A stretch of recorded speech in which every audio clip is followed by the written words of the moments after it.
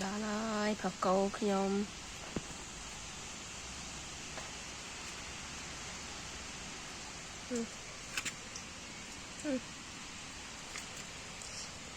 tôi chia tiền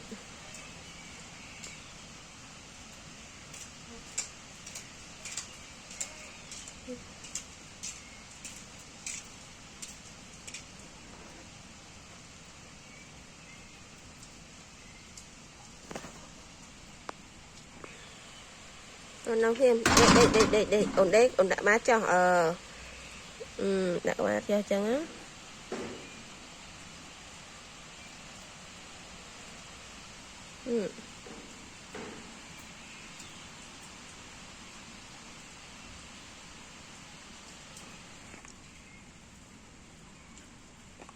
nhau thêm